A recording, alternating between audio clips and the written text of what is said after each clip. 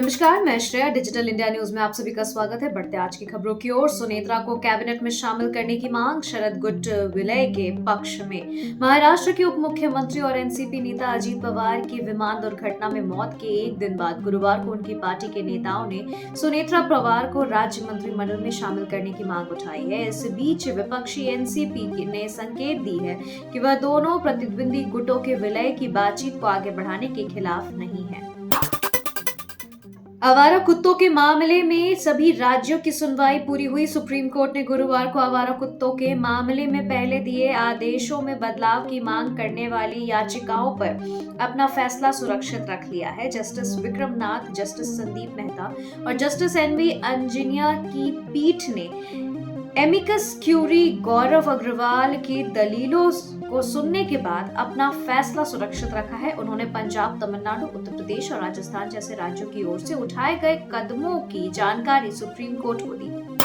खड़गे राहुल गांधी से मिलकर शशि थरूर बोले, बातचीत अच्छी रही। संसद में गुरुवार को कांग्रेस सांसद शशि थरूर और राहुल गांधी के बीच एक संक्षिप्त लेकिन महत्वपूर्ण मुलाकात हुई। इस बैठक के बाद थरूर ने मुस्कुराते हुए कहा, सब ठीक है। उनके इस बयान ने कांग्रेस के अंदर चल रहे मतभेदों और असंतोष की खबरों पर फिलहाल विराम लगा दिया है। थरूर ने राहुल गांधी और मल्लिकार्जुन खड़गे के साथ हुई इस बातचीत को बहुत ही रचनात्मक और सकारात्मक बताया। उन्होंने साफ किया कि अब वे और पार्टी नेतृत्व एक ही बात पर सहमत है।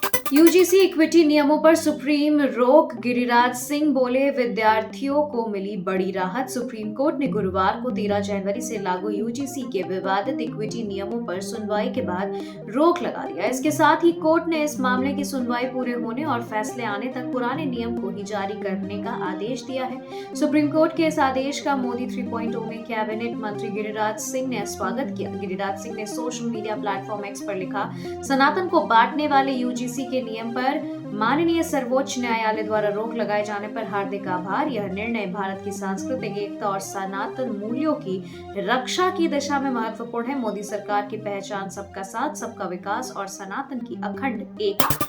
पीएम मोदी को जान से मारने की धमकी देने वाला युवक 72 घंटे में गिरफ्तार। सारण से इस वक्त की बड़ी खबर आ रही है, जहां प्रधानमंत्री नरेंद्र मोदी को जान से मारने की धमकी देने और गाली गलौज करने वाले युवक को छपरा साइबर थाने की पुलिस ने 72 घंटे के अंदर बेंगलुरु से गिरफ्तार कर अपने साथ छपरा लेकर पहुंची है।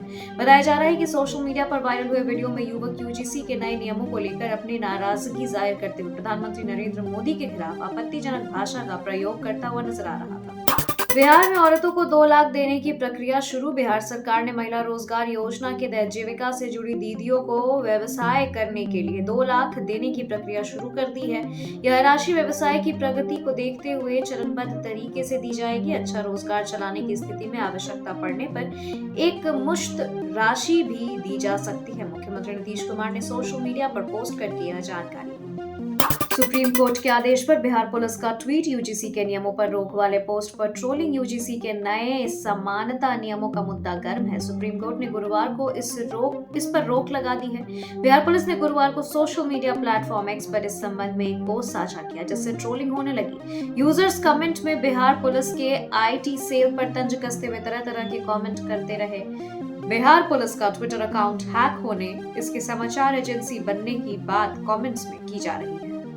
झारखंड निकाय चुनाव में एक कागज ने रोका कई ओबीसी प्रत्याशियों का रास्ता। नगर निकाय चुनाव में रांची नगर निगम के 13 वार्ड अत्यंत पिछड़ा और पिछड़ा वर्ग के लिए आरक्षित है। इन वार्डों से पार्षद पद के लिए चुनाव लड़ने की तैयारी में महीनों से जुटे दर्जनों संभावित प्रत्याशियों की आस जाति प्रमाण पत्र नहीं बन पाने की वजह से टूट गई है।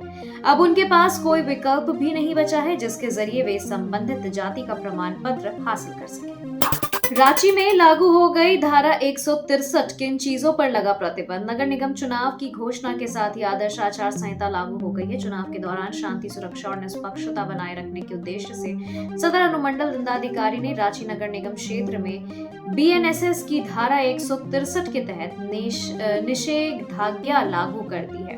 यह आदेश चुनाव प्रक्रिया की समाप्ति तक प्रभावी रहेगा। आदेश के अनुसार किसी भी राजनीतिक दल, संगठन या प्रत्याशी को बिना सक्षम पदाधिकारी की पूर्व अनुमति के सभा, जुलूस, धारणा या प्रदर्शन करने की अनुमति नहीं होगी। झारखंड नगर निकाय चुनाव, भाजपा प्रत्याशियों के नामों पर जल्द लगेगी मुहर। नगर निकाय चुनाव में भाजपा समर्थित अध्यक्ष पद के दावेदारों पर अंतिम मुहर लगने की प्रक्रिया अंतिम चरण में है। प्रदेश आला कमान भाजपा समर्थित प्रत्याशियों के नाम की घोषणा करेंगे। संभव है कि इस प्रक्रिया को शीघ्र पूरा कर लिया जाएगा, क्योंकि 4 फरवरी तक ही नामांकन करने की अंतिम तारीख तय है। चर्चा है कि रायशुमारी में अव्वल व मजबूत प्रत्याशियों के नाम पर ही आला कमान का मुहर लगेगा। ऐसे में रायशुमारी के बाद अब भाजपा समर्थित प्रत्याशी बनने की आस लगाने वालों की निगाहें घोषणा की टकटकी पर टिकी है।